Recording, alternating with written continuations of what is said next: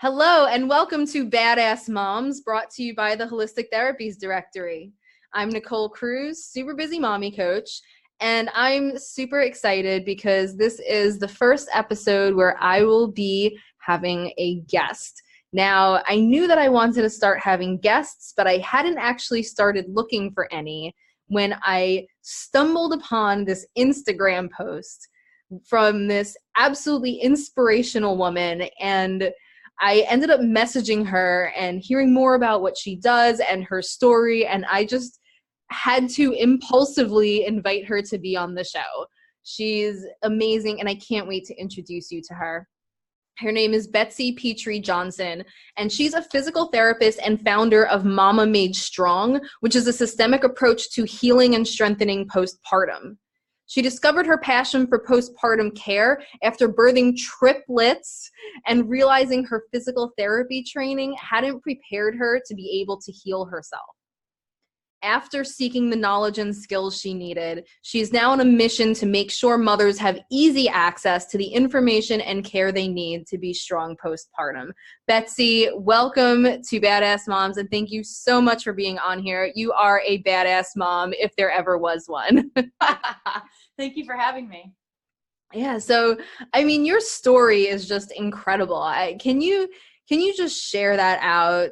Share out the story of your pregnancy and what you discovered about the gaps in your training and how it went for you personally, how that was a professional turning point for you, and how you ended up where you are. Sure. So I like to always start out telling my personal story by saying that I had 2 miscarriages to begin with. And I like to tell that to start out with because what got me through was knowing that there were other people that had already been in my shoes. And so you never know who listening might need to hear that. But I had 2 miscarriages, and then I naturally conceived triplets. No drugs, we weren't doing anything anybody else wasn't doing. Wow. Yeah. So for anybody having a series of miscarriages, there's always hope out there. You could have triplets now. Talk about swinging the pendulum in the opposite direction. Yeah. And so it was, a triplet pregnancy, it's the only pregnancy I really know, so I can't compare it to what it's like to have a singleton. But my understanding is that in the world of triplet pregnancies, mine was pretty mundane, but it was still kind of intense for as compared to having a singleton. I managed to carry them to 35 and a half weeks. And nobody put me on bed rest, but I kind of, for all practical purposes, put myself on bed rest that last month because I just wanted to go as long as I could go. I used to say my only goal was to be the best incubator that I could be. Mm-hmm. And that last month was just kind of tiring. I had quit walking the dogs. I quit going to the grocery store.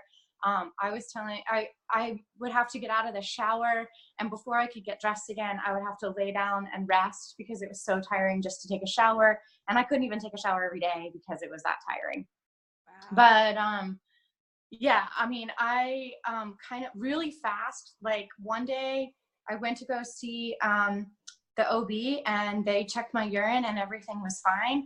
And 3 days later, our midwife came out to the house and she checked my urine, and it was there was protein in it. And so then they did the blood work, and it all came back positive for preeclampsia. And so my girls were born the next day, and it was a C-section. And I had never imagined, I never imagined I would have triplets, but I didn't really ever plan on having a C-section until I became pregnant with triplets. And then I was kind of oh, this is nothing about this is going according to plan.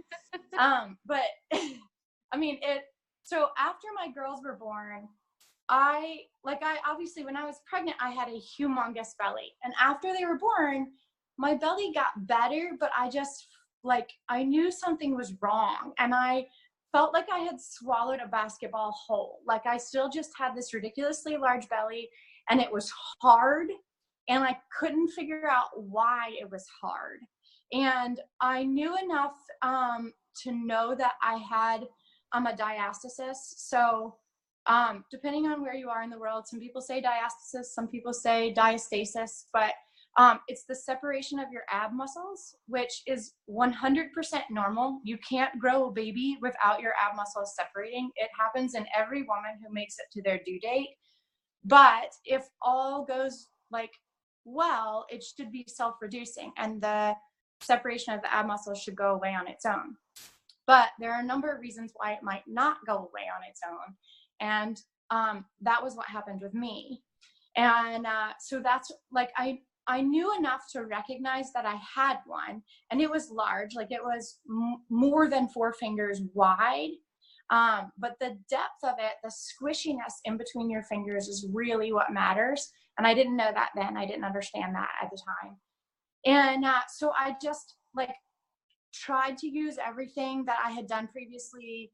Like I had I tried to do everything I had done, like to work out, to exercise, to get back in shape, to use my education, and like nothing seemed to really impact the shape of my belly. Like over time, it did get a little bit smaller, but then it kind of got to a point and it really stopped changing.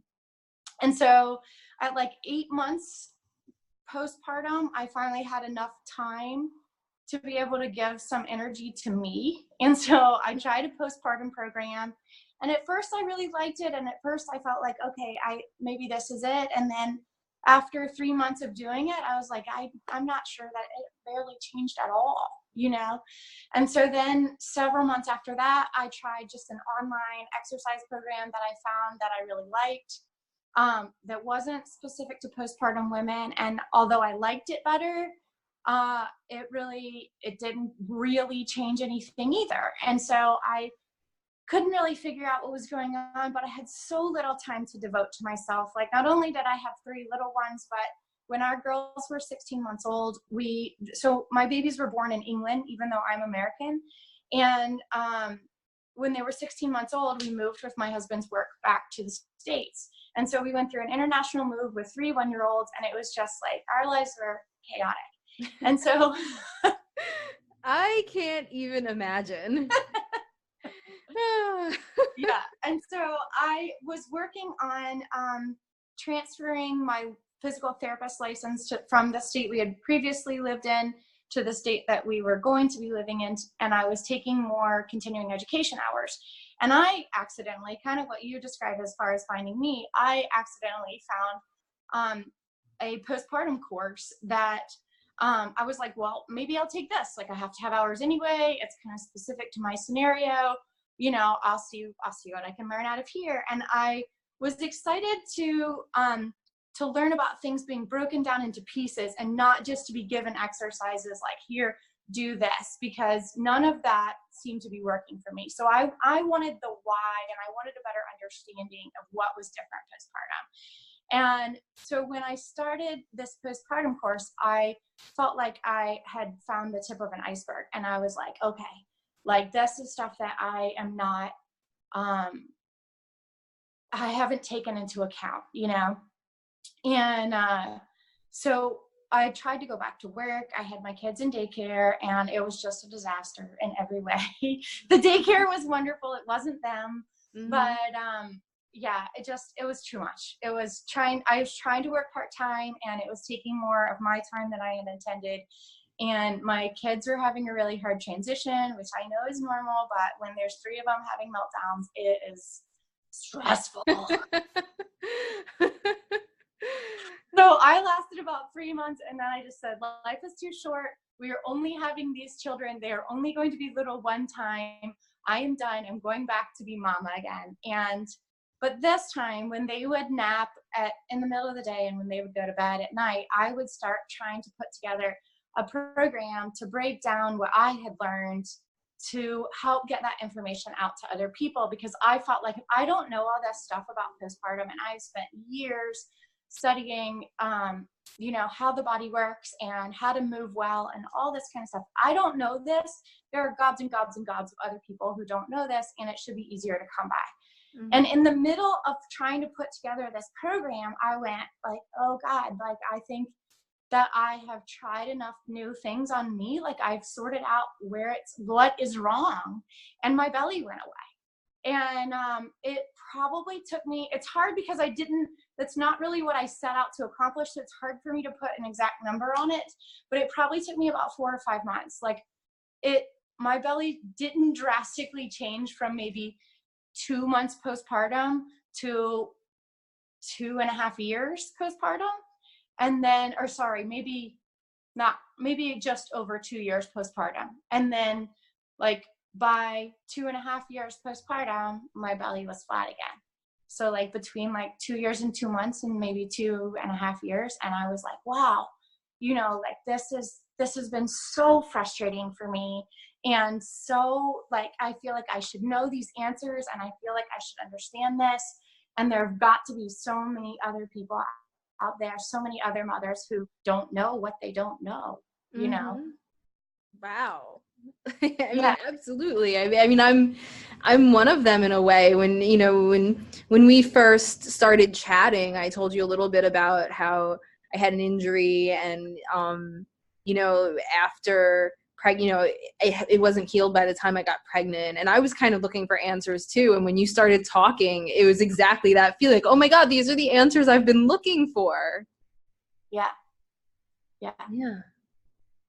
So let's go into a little bit about what changes in the body during pregnancy and birth. Yeah. So when you're growing that big old belly out in front of you, your center of gravity has to shift forward as that baby takes up space in front of you, because now there's, the added weight of baby and placenta and amniotic fluid and whatever else out in front of you that's not normally there. Just like if you were carrying something, it kind of shifts your center of gravity forward. And it kind of, when you're pregnant, it kind of takes your hips with it, kind of tilts your pelvis forward. And so your compensation is to lean backward. And so that's why you see most pregnant women have more of a curve in the small of their back, because that baby's pulling forward and they're leaning back to compensate for it.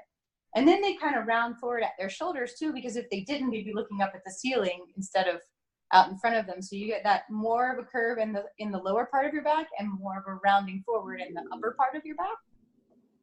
And so when that happens, well, let me back up again. So normally, like in a woman who's not pregnant, your diaphragm, the muscle that helps you regulate your breathing, it kind of sits like at the bottom of your rib cage. And then your pelvic floor is a group of muscles that close the bottom of your pelvis. And so in a woman who's not pregnant, your diaphragm and your pelvic floor should sit relatively one on top of the other one. Okay. But as your belly grows and your pelvis tilts forward in a pregnant woman and your ribs push out to allow for that baby to grow in a pregnant woman, then your diaphragm and your pelvic floor aren't lined up with each other anymore. And what should happen in a woman who's not pregnant is that when you inhale, your diaphragm and your pelvic floor should move down. And when you exhale, your diaphragm and your pelvic floor should move up. Well, when you're pregnant, it's really hard to get a great big deep breath down because there's somebody in the way blocking it. Mm-hmm. Okay. And so when you can't get that motion out of your diaphragm, you're also not getting the same motion out of your pelvic floor. It's not necessarily that you can't get that motion, but you're not getting the same function out of your pelvic floor. And additionally, when there's a baby out in front of you, that baby doesn't have a lot of give to it. Like a pregnant belly is kind of stiff. And so that pregnant belly is providing stability to your spine that is normally provided by your abs and your pelvic floor. And so your abs can't do their job right because they're so stretched out. So they get thrown off by pregnancy, and your pelvic floor, again, isn't quite doing its job normally because the baby is providing stability that normally your pelvic floor contributes to. And then so your abs attach to the front of your pelvis, and they, in a woman who's not pregnant, and a person who's not pregnant, they pull up on the front of your pelvis, and your glutes and your hips pull down on the back of your pelvis. So they should kind of be doing opposite motions to balance out your pelvis. But if your abs aren't functioning right, then neither are your glutes. Like they're kind of playing a tug of war. And if one of them's not tugging, then the other one's not having to tug very hard either. And so all of those things change when a woman is pregnant. And then when the baby's born, there genuinely are women who bounce back after pregnancy. they got in the right genetics line. They, you know, have good genetics. They're fortunate in that category. They have good mechanics, and they didn't do anything crazy too soon after having their baby. And if all of those stars align, then you genuinely can bounce back and have an easy recovery after having a baby. But if any or multiple of those things are off, then you end up with women who are like, oh, well, you know, I have this thing that's not right. And either they're, you know, on this search for trying to figure out how to solve it, or they just go, oh, you know, this is part of motherhood. This is what I have to put up with. Yeah. And that's the thing, because so many women are dealing with these issues. Like, how many women are like, oh, well, I just can't jump anymore because I'll leak urine and things like that. And it's not, I mean, it's common, but it's not necessarily normal. Like, it's not necessary. It doesn't have to happen. And a lot of women don't know that there's a choice. And these things that impact quality of life on a very fundamental level. You hit the nail on the head. Leaking urine is common, but not normal. It's your body's cry for help. Your body doesn't speak in English or whatever your native language is. It cannot tell you that in the way that you normally digest it. But leaking urine when you do anything other than sit down and intend on doing it is not normal. Yeah, and I mean, this is silly, but like, I get so worked up when I see those commercials on TV or on the internet about women laughing while they're riding their bike or doing their yoga class because they're peeing themselves, and isn't that funny? No, it is not funny. Stop making people think that that's just something they have to laugh off. But yeah, I get wound up about that. That's not the message we should be sending. No, not at all. And I mean, we're, you know, it's 2019. We can do stuff about this. I mean, people have been able to do stuff about this for a long time now, but it's just not widely disseminated information, unfortunately. Yeah. Well, and that's the thing. I've decided, like, I think that women are getting better at discussing those sorts of things amongst themselves. But like, complaining about back pain is a lot easier to do than complaining about peeing yourself while you're exercising, or, you know, like, it's just something that is generally more socially acceptable. And so it's easier to talk about. And so it's easier to look for solutions for it, but is a lot harder to talk about, you know, peeing yourself when you pick your child up or when you jump or when you sneeze or whatever. It's just less socially acceptable. So people choose not to talk about it as much. And so they're not aware of, the answers aren't as widespread, you know? Yeah. And I think it's so important that you're sharing those answers. So yeah. I mean, they have an option. If they are out there, there are people sharing it. And I just feel like I have to add my voice to the mix, because I'm blown away by how much I didn't know. And I didn't know that I didn't know. And I had literally spent my life trying to understand how to move better, how to be stronger, you know, and I didn't know. Yeah, it's amazing how such an important milestone in a person's body's development is just almost skipped over. Right. Yeah. And I mean, like, it's my understanding that in France, like, at least consultation or pelvic floor physical therapy in general is a standard part of postpartum care. But it's not in the United States, and it's not in the UK. And, you know, I mean, I don't know all that much, to be honest, about French healthcare, but that's what I've heard, is that they have pelvic floor physical therapy as a standard after childbirth, which, you know, that would be an amazing thing to see happen in this country, or most countries, but, you know. Yeah. And so what else? So let's say you could, you know, design, well, I mean, you kind of have designed these courses, but if you were to sort of just generically say what the ideal postpartum care would be in the ideal world, what would that look like? You mentioned, you know, not doing too much too soon. You know, you mentioned, you know, genetics plays a component. We can't control that, but You mentioned how the pregnancy and birth goes. You can maybe get into what we can control about that, and then what would happen after. Well, so it's so specific to every woman. Like I couldn't even like say this would be the ideal recovery, because like all the things you just named, it depends on that woman's particular background prior to getting pregnant. It depends on what she's trying to return to. It depends on her genetics. It depends on what her pregnancy is like, what her labor and delivery is like, what kind of support she has after birth, you know. And so that's where the standard of like, go and talk to somebody who this is their expertise is a great way to go, because then you can get one-on-one care. And, you know, while I don't see that happening in the near future in this country, I would say to any mom, if you have the option to go and talk to a pelvic floor physical therapist, if you have insurance that will cover it, if you have the means to fund it, then it's definitely worth your while to at least go and talk to somebody, you know, and decide if you're a person who needs it, or if you're someone who, you know, happens to be fortunate enough that you don't need it. But I would say that almost every mother would have things that they could learn from a pelvic floor physical therapist. And so like that's really my goal with my program, is to educate people about, you know, how their diaphragm should work, what should happen when you breathe, what should your pelvic floor should be doing. Because most people that I talk to are like, I am disconnected from my pelvic floor. I have no idea what my pelvic floor is doing. I have never even heard someone use that phrase besides you, you know? So it's hard to know what it's doing if you've never given it any thought, or don't even have a name for it, or have a name for it that has nothing to do with what I'm talking about. You know, or what should your abs be doing, or what should your hips be doing? How do your feet play a role in this? How does your upper body play a role in this? What's your posture like?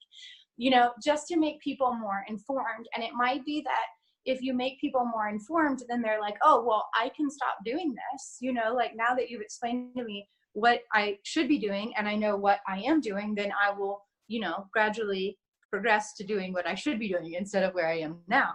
Or it might be that, you know, somebody learns from, you know, any amount of information, and then they say, okay, I understand what I'm supposed to be doing, and I understand where I am now, but I cannot figure out how to bridge the gap, you know? And so for that person, you know, then going to see someone in person, like finding a good physical therapist where they are, you know, is ideal, because they can help them bridge that gap. Like they can look at that individual. It so needs to be individualized. Like, I think that was my personal frustration with the postpartum program that I tried, is that it was just applied in a blanket approach, you know, like you're a mother, you have had a baby, therefore you should be doing these exercises.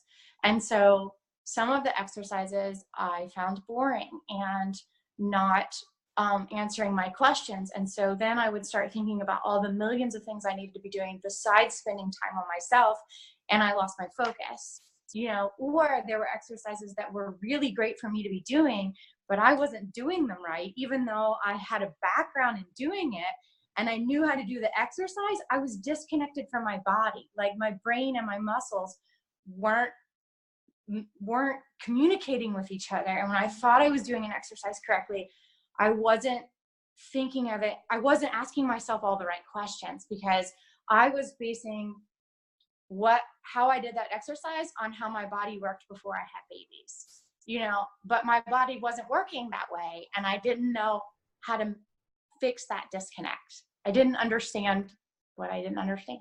Yeah, I mean, I feel like that hit the nail on the head with so much of what, you know, I struggled with, you know, postpartum, trying to heal from an injury. It was exactly what you said. It's like, you know, I based a lot on what happened before, you know, before the injury, before the pregnancy. And then there's that disconnect. And you can sometimes, like, I would see myself in a video and I would be so crooked, but when I did it, I felt completely straight. It's that disconnect, like you said, that's just incredible. Yes. Yeah. So can we get a little more in detail into what the most common issues are? We've talked about, you know, peeing when you exert yourself. Cough, lift, run, jump, anytime that it's unintended. It's common, but it's not normal. You do not. Yeah. And so maybe like why that happens and like what can be done about it. And then also, you know, the diastasis, a little more into that. You know, for people who aren't familiar with that, if you visualize your ab muscles, you know, you have the six pack, and then you usually in the pictures you have the red and then you have the white, which is kind of that connective tissue where that white part gets really stretched out. And maybe like getting into that. And then what are some of the other common issues you know of and what causes those? Yeah, so as far as why does anyone get leaking with exertion, it's to go back to what you were saying before. It is specific to that woman. There is not one cause. It could be that you need to retrain her brain. It could be that her pelvic floor is too tight. It could be that her pelvic floor is too weak. It could be that she is in the way that she tightens her abs, she's bearing down and she's putting pressure down on her pelvic floor. And it just is like all of those factors play a role. Like there could be an imbalance in the hips, there could be an imbalance in the feet, it could be the way that she stands, that she's bearing down, that she's putting pressure, she's increasing the load onto her pelvic floor. And so genuinely all of those factors play in, and the cause for one woman could be completely different than the cause for the next woman, then the next woman, then the next woman. Like it's so dependent on who that is. And that's why like a blanket approach doesn't work. Like it has to be tailored to that individual. And so the same is true of a diastasis. Like why doesn't a diastasis heal? Well, it might be the way you breathe. It might be, you know, it might have to do with your pelvic floor function or lack thereof. It might have to be with it might have to do with the disconnect between your brain and your abs. It might be an imbalance in your hips, your feet, your posture, you know, like all of those things, again, factor in. And it just, the weakest link in one person might be her pelvic floor, whereas the weakest link in another person might be her belly. And so it just depends on that individual and their life experiences and their pregnancy experiences and their delivery experiences. Like it's just, you have to take into account all of the factors. There's not a reason why anyone leaks. There's not a reason why anyone has a diastasis. There's infinite reasons. But another thing that you don't hear people talk about, because again, like no one wants to talk about it, is pelvic organ prolapse. Are you familiar? Mm-hmm. So like research says that almost 3 out of 10 women experience some degree of pelvic floor prolapse. So pelvic floor prolapse is when the bladder, the uterus, or the rectum, an organ that should be inside of the pelvic floor, is instead trying to come out of the vagina. And so it can be a degree of trying to come out where it's like in the canal, but it's not actually coming out, or it can actually be coming out. And so obviously the greater that it is displaced from inside the pelvis, the bigger a deal it is. And the closer it is to being within the pelvis, the easier it can be to manage. But the same answer is true. It isn't caused by one thing. It's caused by putting your pressure down and bearing down. But you could still have like a pelvic floor that's working too hard. You could still have imbalances in your feet or your hips. You can still have, you know, disconnects between your pelvic floor, your abs, your brain. You can still have breathing patterns that are sabotaging your efforts. And for most people, it's not one thing. It's a combination of those things. At least in the scenarios where it gets more complicated, you have to work multiple things to be able to tease out why that is happening. But then you also have things that are more generic that people may or may not associate with having a baby, like back pain or, you know, pelvic pain. I guess people are more likely to associate with having a baby. But pain with sex can be because of pelvic floor dysfunction. Again, it's one of those things that like, it's not normal. Like, yes, it happens. Yes, there are lots of women in your same shoes. Yes, it's something that's very hard to discuss with people. How many people do you feel comfortable talking to about your sex life and the dysfunction of it, you know? But it is treatable. Like, that's not something that you have to put up with. If you can find a resource, you don't have to, you know, proclaim it from the mountaintop, but if you can find a resource, if you can find people to talk to, like, those are all problems that can be solved. That's not something you have to put up with for the rest of your life. And Lots of women also experience pubic symphysis pain when they're pregnant. So we kind of tend to think of our pelvis like it's a ring of bone, but it actually is 6 bones that connect in the front and then in the back. So in the back, it connects to the triangular bone, that's your tailbone. And then in the front, it connects to a big piece of cartilage that is your pubic symphysis. And so a lot of women, when they're pregnant, will get pain at that connection point where the 2 sides of your pelvis connect to your to that big piece of cartilage. And for some people, they have it really bad during pregnancy. It's completely debilitating. They can barely walk. And then after the baby's born, it goes away. And so it has to do, again, with the combination of factors of how they're stabilizing. Pubic symphysis pain is usually related to an imbalance in their adductors, in the muscles in the inside of your thighs that bring your legs towards midline. And they attach right up there where that pubic symphysis is. But for some people, it stays after the baby is born.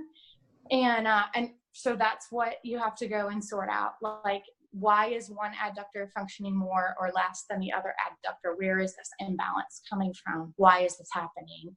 You know, to undo it. But those are probably the most common like issues that you see after pregnancy that people are more or less willing to discuss. Yeah, I mean, that's, I think, important to know. I mean, I learned about some things just hearing you talk right now that I didn't know before. You know, I didn't realize that a prolapse could be that severe. Yeah. Yeah, which I can only imagine what that would do to someone's life. Right. Yeah. Well, I mean, if it's that severe, it needs more treatment. So the statistics on surgically repairing a prolapse are not great. And so I think it boils down to what caused that. Like, was that a trauma because of delivery, that like there's structural damage that you can go in a surgery and repair the structural damage and then you solve the problem? Or is this a kinetic chain problem where she's loading wrong and she's bearing down and she's putting that same force down through her pelvic floor every time she X, and then you can do a surgery to repair the tissue, but her kinetic chain isn't different, her loading isn't different, and so she's still bearing down, and she's eventually that surgery is going to fail, you know. And so it depends on, like, I think even if you're someone whose connective tissue is the problem and the surgery can be the solution, it's really important to learn how to load correctly, because your odds of having a successful surgery are much better. But it's possible, depending on the degree of the prolapse, that a woman might be able to rehab it and change her mechanics and undo the prolapse without needing surgery, because it's the mechanics of how she moves that is forcing everything out to begin with. Wow. Yeah. So it just really depends on the one. Yeah. Mm-hmm. Could you get into a little bit for people who don't know, like, what you mean by kinetic chain? Yeah, so basically, like, all of those components that I was talking about previously, like the way that she breathes, the way that she engages her pelvic floor, the way that she engages her abs. And I recognize that I'm being a little bit vague and saying it, but it's mostly because there's infinitely many ways to do it wrong. And there's not that many ways to do it well. So, like, when you inhale, your inhale should move down and your exhale should move up. And lots of women reverse that when they're pregnant, because, like we talked about before, you can't inhale down when there's a creature here to block you. So you stop inhaling down and you inhale up, because you can also use your neck and your shoulders to help you open your lungs up to get more air into your lungs. And then the baby's born, and you may or may not go back to breathing correctly. So, as an example, if you're someone who inhales up and then you go to exhale down, then so you're coughing on your exhale and you're pressing down. Well, that is a completely ineffective cough, because the idea in a cough is to expel something from the top. And if your pressure is going down, you're not going to get that out of the correct place. I wouldn't have even thought of that. Right. So that's sort of like something as simple as breathing with an ineffective pattern can contribute to things like leaking and prolapse and diastasis and back pain, because you need the forces of inhalation and exhalation to go down on inhale, up on exhale, for everything to be able to work together. And so that's kind of when I was being a little bit vague about like, what is your pelvic floor doing? Well, it depends on the woman. Like you need your pelvic floor to be able to contract and relax. You need your diaphragm to be able to contract and relax, your abs. And so it just depends on, you know, the specifics of that individual. But as far as, what did you ask me? How do you, the person who can like rehab a prolapse, is that what we were starting there, and also kinetic chain, like what that means. Yeah, so like, right. So all of those components would be your kinetic chain. Like how you breathe, how you use your pelvic floor, how you use your hips, how you use your feet, how you use your abs, how everything moves and works together. Essentially, the movement of everything interlinked is your kinetic chain. That's not the briefest synopsis of it, but and so all of those things play a factor in being able to unravel whatever that individual is working for. Mm-hmm. Yeah. Awesome. So I'm just kind of curious, to the extent that you feel comfortable, could you get into what you had tried and what you were doing before you discovered this new knowledge, and then what you changed that actually got you the results? And then you also mentioned that the flat belly wasn't the primary thing you were going for, and maybe talk about, you know, what you were healing and how you saw that change when you changed your methods. Yeah, so I was trying to do, all right, so before I learned about how much changes postpartum, I was trying to do things like push-ups and planks, and I was like, I just feel like my belly's hanging out, like it doesn't feel right. Mm-hmm. And so I would stop doing them because I had the sensation that it was wrong. And then I would try to make them easier. Like I would do them on the wall, or I would do them with my hands on the bathtub or a chair or something. And I would feel better in those situations because the angle was different on my stomach, but I never felt like I could progress with it. I never felt like if I did enough of them on the wall, or if I did enough of them on the bathtub, that then I could get to the floor. And I tried to do things lying on the floor, like I started out doing really basic stuff, like just engaging my transverse abdominis and doing like bridging with 2 legs. And then I felt like I had a handle on my transverse abdominis. I felt like I could bridge with 2 legs. And then I was like, all right, I'm going to make it harder. I'm going to bridge with 1 leg. That was something I had done, you know, a gazillion times before babies. And I was like, I'm going to do this now. And I got to where I could do it on 1 leg. And every time I tried to do it on the other leg, I felt so crooked. And I had no idea why I was crooked.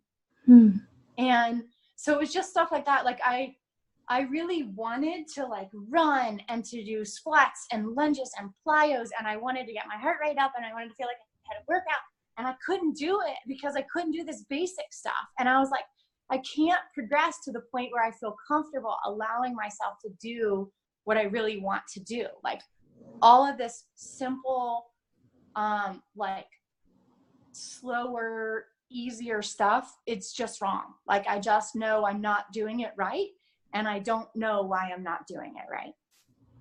And so then I took this postpartum course, and it had me doing some different exercises that did feel better, but it just didn't really change. So I don't know if that answers your question. Where should I go from? Well, I know when we had talked, you had mentioned that discovered the root of your problem. It actually went back to childhood. And then I was just really curious to hear, like, what exercises were the miracle ones? Okay. Your specific scenario. There wasn't an exercise. It was like, I was trying, all right, so let me back up. All right, so I'm 40. So when I was 4, it was in the 80s. And we had child seats on the back of our bikes, on the back of my parents' bikes. And, but I wasn't on one. There was this flat spot on the back of my mom's bike. And I can very distinctly remember this. My dad was riding the bike. I was 4. And I had been told a million times, I had done this a million times, when you ride on the back of the bike, don't put your feet down. And I knew not to do it. And I have no idea why that particular day I didn't do it. I don't know if I was curious. I don't know if I had a lapse in whatever, but that day I put my feet down. And my foot went through the bicycle spokes while my dad was pedaling the bike. Oh. And yeah. Ooh. And I can still remember like sitting on the side of the bathtub with my mom while she cleaned it up. And I remember that they told me not to walk on it, that I was too little to have crutches. I didn't break it. It was a sprain. And they told me not to walk on it. And I even asked my mom recently, do you have any idea how long I was non-weight bearing for? Because when you're 4 and you're little, they don't give you crutches. They say, oh, you're going to carry that child around. And so my parents carried me around. Loved that part. And I didn't have any crutches. And I don't know how long I didn't walk on it. But I basically turned right and I stayed connected to everything in my body that helped me as a 4-year-old to stand on my right leg. But I disconnected from everything in my body that helped me to stand on my left leg. And when they said, okay, your ankle's better, you can go back to walking, I just put that foot back on the ground. But I didn't go back to using my foot normally. I didn't go back to using my hip normally. And I didn't go back to using my abs normally. And it threw off a lot of different things.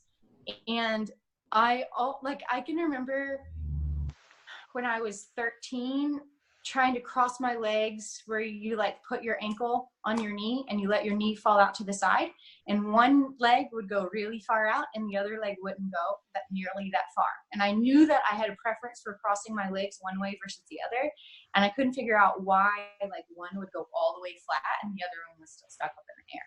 And at 13, I remember for whatever reason noticing this. And then when I was 16, I tore my ACL, and I really, like at that time, it was a huge, it's hugely frustrating and upsetting to me because my identity was as an athlete. And this was the first time that I'd ever been hurt to the degree where I couldn't play my sport. And, I really now, like at that time, I was like, why did this happen? Like I tried to be as strong as I could. I tried to, train and condition and do everything that I should. Why did I tear my ACL? And now I understand, well, because you had these bumpy mechanics since you were 4 that you didn't know. And so you were putting too much load. You weren't using your hip right. You weren't using your abs right. And it, put too much load through your knee. And that was just, the weak link at that point. But, so as far as like figuring that out, I was doing a test where in standing on one leg, your hips should still be level. So like if you stand on one leg, you should be able to keep your pelvis in the same position as if you were standing on 2 legs. You shouldn't have to tilt it to the side either way. And on one leg, on both legs, I thought that I was keeping my pelvis level. And then I went and stood in front of the mirror to double check myself. And it was so wrong. And so then I was like, okay, well, I'll just stop doing that. Like, I'll just stop hiking my hip up in the air. Why in the world am I doing this in the first place?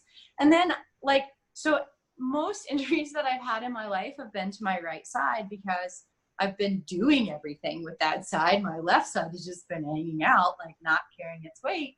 And so I thought, this is a habit and I'll just undo it. But I was trying to think like, why do I have this habit?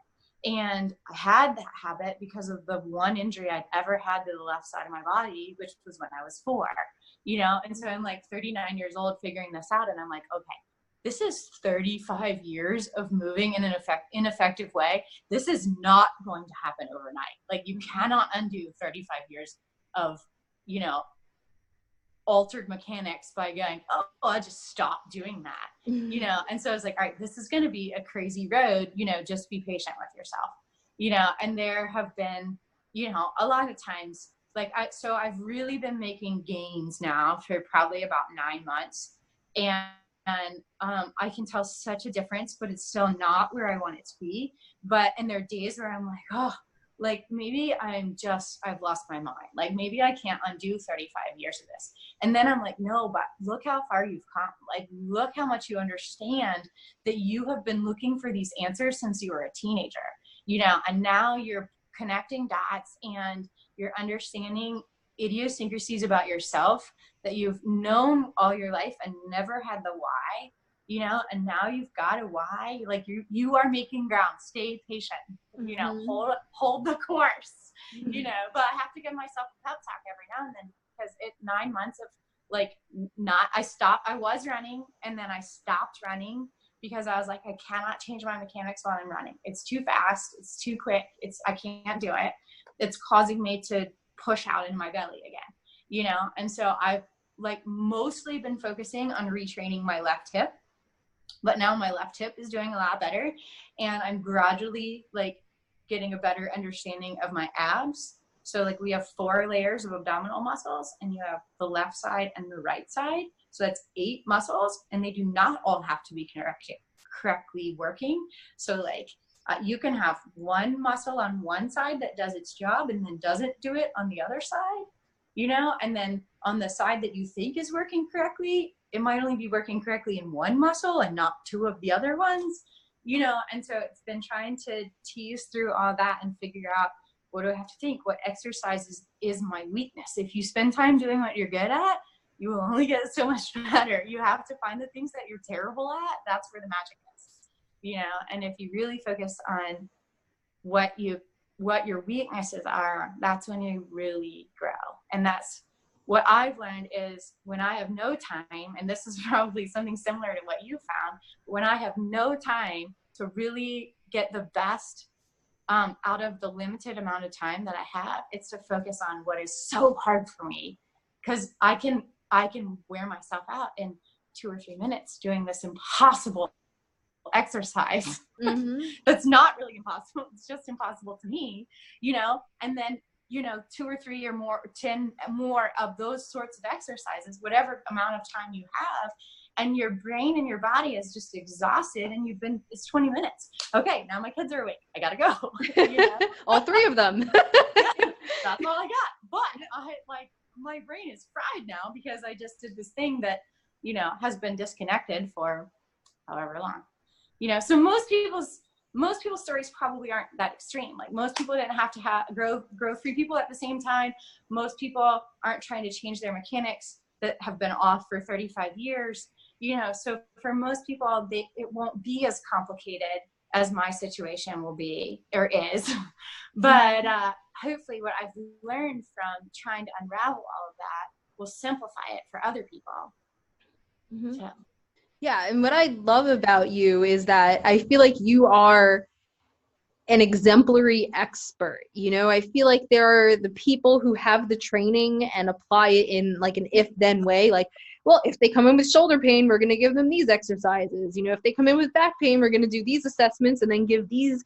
And then there are the cases that are just more complicated and don't fit into a textbook case study. And it takes a real expert to be able to apply the knowledge you've gained and to use it in creative ways to really get to the root of the problem and figure out what's going on. And that's what I love about talking to you, because you have that depth of knowledge that allows you to do that and figure out new things and creative solutions. And I mean, you're making me want to fly to Atlanta right now and get an assessment. Let's hang out. Oh my God, forget it. If I could, I'd be on a plane tomorrow, you know, like, you know, my personal story isn't anywhere near as extreme as yours, but, you know, I tripped over a loose boardwalk plank. I live in Rockaway Beach in New York City. Some of the people listening know that. And this was before Hurricane Sandy, when it was actually wooden planks. And, you know, someone stepped on one side, the other side popped up when I was going over it, and I went down and I fell in a, you know, for people who are actually can see this, I fell in a position with my leg wrapped under me like that. And I couldn't get it treated at the time. I didn't have insurance, and it went untreated for a long time. And then I finally started getting treatment. I went to a chiropractor because I was like, oh, I have back pain. My pelvis is a little bit off. Let me go to a chiropractor, which is, you know, reasonable first step.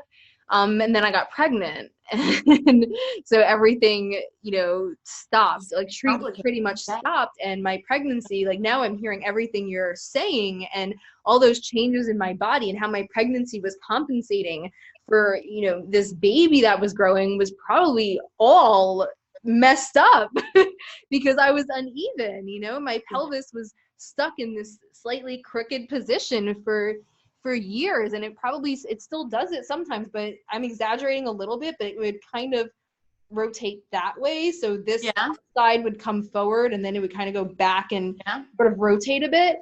And it took years afterwards, finally when I could start going, went to a chiropractor months and months and months, and then finally started going to a physical therapist. It was like I went to one for months and months and then ran out. Insurance wouldn't cover it anymore. I had to wait. Started going to another one when my insurance changed, and overall went to probably like maybe 2 years of physical therapy. And then the last physical therapist I was seeing had this genius idea that, he said, I think you have overactive nerves, which basically means that your nerves are responding to, because of the trauma, your nerves are responding to normal stimuli as if it's a painful stimuli, like something's wrong. And so it's firing up, tensing up muscles and stuff as if it was an actual like bad thing happening. And he sent me for acupuncture. And so I made progress with the chiropractor. I definitely made progress, but it wasn't going all the way. Physical therapy made a ton of progress and, probably cleared it up like 80%, 90%. It just wasn't going all the way. And it was still, like you said, so I didn't do the same thing you did. Like I didn't say, I don't have the fundamentals down, so I'm not going to do it. I said, you know what? Well, but the only reason I did is because it had been ingrained in me. Like if you do it wrong, you will mess something up. Like I had years of education and experience. Yeah, so I knew that, but I was like, I don't know how to fix the fundamentals. So what am I going to do? Just never work out again? Screw it. Yeah. Well, it was also like 8 months into it too, and you were at years at that point. So it was like, there is no end in sight here, and I'm not gonna just. It's like it hurt when I sat, it hurt when I stood up, it hurt. It was like, it hurts when I lift weights too. It hurts when I sit. It hurts when I do anything. It'll hurt when I lift weights. I'm just gonna lift weights. I'm just gonna run, and I just kind of had that attitude. I'm like, I don't know how to fix this, and I'm just gonna not let it stop my life. And so what happened? It snowballed. Then when someone actually finally sent me for imaging, they're like, yeah, well, you have a torn labrum. Okay, that's not so bad. And stenosis and 3 herniated bulging discs. And they just went on and on and on with all the stuff that was wrong because it snowballed. And now I think the acupuncture, the nerve theory seems like that was hit the nail on the head, because the acupuncture, I just felt muscles that had just been like almost like stuck. And that's what it felt like all the time. I was like, it felt like rods sometimes in my pelvis. There would just be muscles that were stuck that I just couldn't move differently, And finally, those started loosening up. I felt them moving. I felt mobility in joints that hadn't been moving in years. And then now I feel like I'm at the point that you've described in, your situation where I'm like, okay, so, and I've told people this, I'm like, I feel like my kinetic chain just isn't working right. Like when I go to do it and I demonstrate a shoulder press, I'm like, I feel the force going up this side, but not going up this side the right way. And it was like, yeah but that shouldn't really cause you so much pain. And I'm just like, well, but how do I fix it? Or little things like that. And so now I'm at the point that finally those muscles can move and I can get everything in the right position, where I'm trying to retrain my kinetic chain to work properly. And I wish you were here next to me. Because that's fun. I just might have to go to Atlanta at some point. Are you coming to New York anytime soon? Not that I've planned. We'll have to figure something out. You get online video coaching. We'll have to do something, because I feel like this is exactly the next step I need. And I know this is, kind of a little bit of a rant to go on, but I know I'm not the only one who's resonating with what you're saying. I know that other moms who are listening to this, and other not moms who are listening to this, are going to understand sort of a similar story. Even without the pregnancy, there are things that go wrong, but especially women who have gone through pregnancy and felt these changes and felt like, why can't I take a deep breath? I mean, for years, I couldn't take a deep breath. I could not take, like, it was so hard for me to force a deep breath, and it still didn't go all the way. Yeah. Yeah. Yeah. So, it probably comes as no surprise that like you're not the first person who's like, but I have this scenario. Can you help me figure out why this is, why is this like? And like, so I was the kid who always loved to hold a puzzle, like not the jigsaw kind, but like the 3D kind. And so that's the way I like people's movement problems are to me. Is like, it's a puzzle that I can see and I can hold in my hand, and it's just fascinating. And so every time somebody asks me that kind of question, I'm like, oh, I want to know what the answer is too. And I want to figure this thing out. And I just get really excited about it. The problem is I generally have, 10 or 15, maybe 30 minutes of a conversation with this person. And I just can't solve it in that amount of time. It's just the way that that person has moved for however long is far more complicated than a 10-minute conversation. And so that was part of my idea in designing the Mama Made Strong program, is to give people the information to be able to problem solve. Because if I can go, okay, your inhalation should go down and your exhalation should go up, then you can sit here and go, am I doing that? And you might go, okay, yeah, I got that. What's next? You go, okay, well then there's another module in the program that'll tell you what's next. But if you're going, I'm not doing that, then your next question is, well, how do I change it? Like, how do I stop breathing like this? And so it just like, it's more complicated than just think about doing it differently, because it depends on exactly why you do it. But a good part of it is think about doing it differently. It's just like breaking any other habit that you have, like if you want to eat better, if you want to move more, you have to like set aside the time and the effort to change that about your life.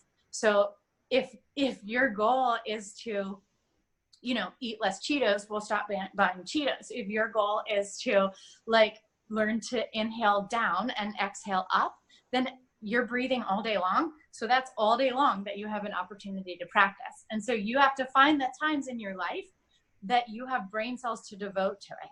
So it might be while you're chopping vegetables. It might be while you're waiting in line. It might be while you're commuting. It might be, I don't know, while you're going to the bathroom. It could be any number of things, where you have time to think about, what is my inhale doing? What is my exhale doing?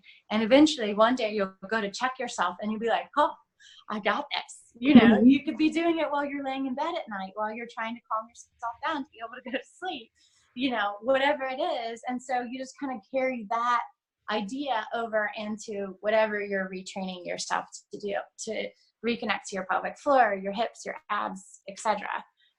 But I get probably not as excited as the people who want answers, but I get at least half as excited as the people who want answers when people ask me stuff like that, because that's why I do what I do. I love it, but I can't answer it in 10 minutes. And so this is my attempt at finding a solution to that, is to give people information and have them go out and problem solve. And then if you have a problem or you can't figure it out, then come and ask me, or find a professional that's local to you so somebody can, diagnose it with you. But yeah, I get it. I love it. It's a profession that is like, I'm just passionate about.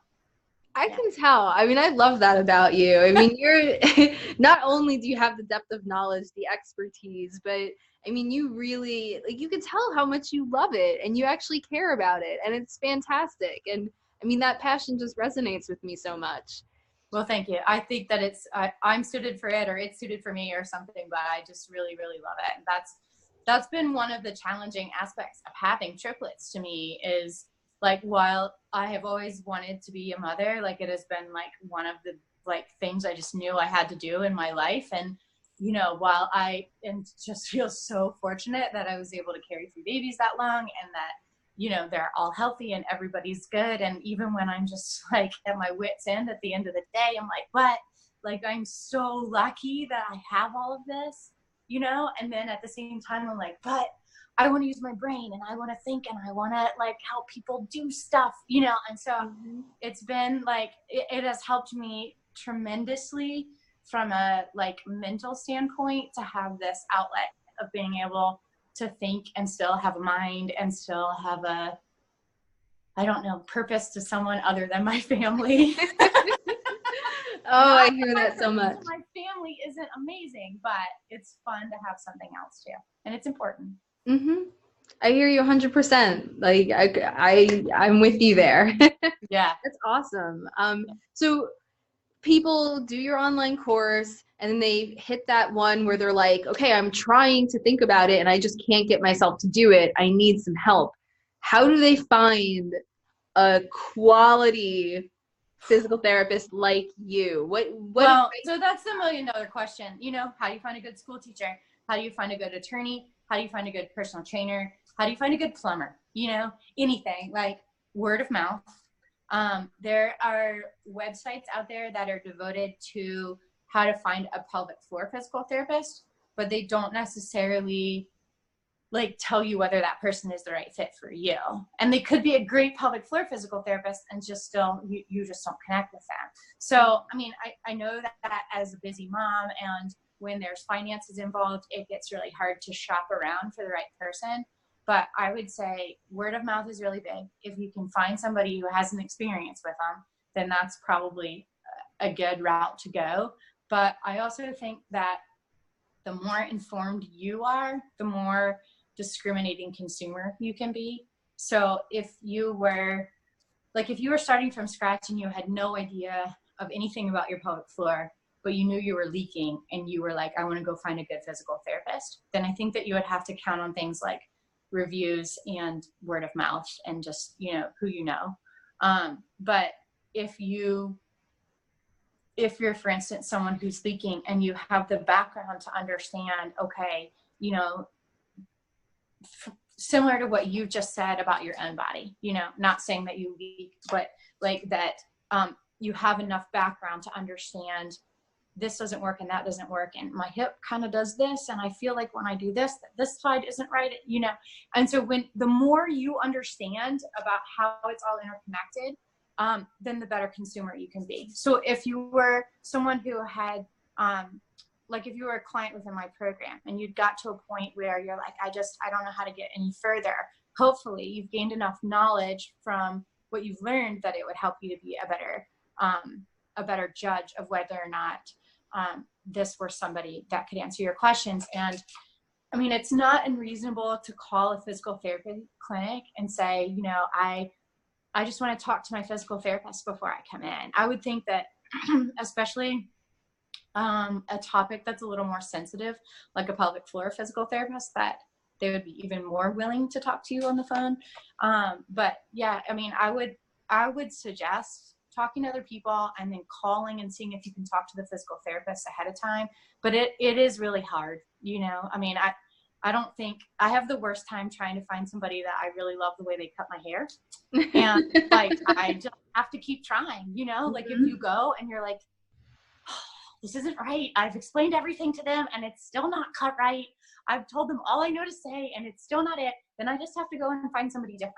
And so I wish that there were a better way to go about it for finding a physical therapist, but that genuinely is all I know to say. Like, you can search online, you can read reviews, you can talk to other people, but you might have to try a few before you find the right one for you. That makes sense. Yeah. Okay, I have to ask, because there's been all of this talk of pelvic floor, and I feel like most people's knowledge is pretty much pelvic floor, Kegels. Yes. Yeah. So what do you think about Kegels, and what more is there to the pelvic floor, and what can be done with it besides just Kegels? Well, it depends on what you mean when you say Kegels, because everyone doesn't mean the exact same thing. Oh man, really? Yeah. I mean, yes, everyone means a contraction of your pelvic floor, but exactly how are you contracting your pelvic floor? Are you contracting the front and the back of your pelvic floor? Are you doing a squeeze and a lift, because there's a superficial layer and there's a deeper layer? Are you doing it where you contract it and relax it quickly, like if you step off the curb and you need your body to catch you really quickly? Or are you doing it and holding it for long periods of time and then not, you know, not all day, but can you contract it and hold it for several seconds and then relax it versus the quick response, and so all of those are components of a good pelvic floor contraction. And so if you're someone who says, well, I've done my Kegels and it didn't solve my problem, it might mean that you're doing one of those components, but not all of those components, and that one of the components that you're missing is what's essential for you. Or it could mean that some other part of your kinetic chain is playing a factor, like your breathing or your hips or your abs, etc. Or you could be someone whose pelvic floor is actually overworked, and in trying to do Kegels, you're overworking it more. And actually what you need to do is learn to relax your pelvic floor. So Kegels are a wonderful tool, but they're not the entirety of pelvic floor, because it depends on all of those other, contributors. So. Well, I have gained a load of information from you today. I'm sure everyone listening has learned a whole lot, and especially the moms who are listening, which is the bulk of our audience, are probably all like making mental notes of action steps. And, if they're anything like me, while you were talking, I was like checking myself, how am I breathing right now? It's hard not to when somebody's talking about it. But yeah, I just feel like the more we talk about it, the more the message gets out there, the more it spreads, the more people realize, like, I hate to use the words right and wrong, because if you're breathing, it's right? Like, haven't died yet, so that's good. But there are better ways to do it that might affect other parts of you. So right and wrong is just like an abbreviation, but who knew there was a wrong way to breathe, And so I just feel like the more we talk about stuff and the more that information gets out there, then the less people have to put up with all of these, components of motherhood that are common, but not normal. Common, but not normal. Absolutely. Yeah. And so along those lines, for people now who are going to be completely obsessed with you, how do they connect with you? How do they find your course? What do you have to offer? Give us everything. So my website is mamamadstrong.com. No, spaces or punctuation or anything. And you should be able to find pretty much anything that you're looking for on mamamadstrong.com. I'm also on Facebook as Mama Made Strong, no punctuation or anything. I'm also on Instagram as Mama Made Strong, no punctuation or anything. So any of those means would be, easy ways to get a hold of me or see what I'm about. I have a freebie on my website if anybody kind of wants to take things for a test drive.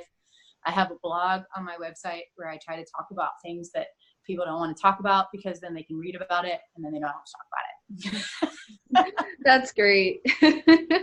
And we're going to put all of those links in the show notes, so anyone who's listening can find them there. Super. And yeah, thank you so much for being on here. My first guest, yay. What a great one. Fun. Yeah, it was totally fun. I really appreciate it. I've learned so much from you. Betsy Petry-Johnson, make sure you look her up. And thank you also to the Holistic Therapies Directory, who produces this podcast for us. Thanks again for listening to Badass Moms, brought to you by the Holistic Therapies Directory. I'm Nicole Cruz, super busy mommy coach. Betsy, thank you so much. Awesome. Thank you.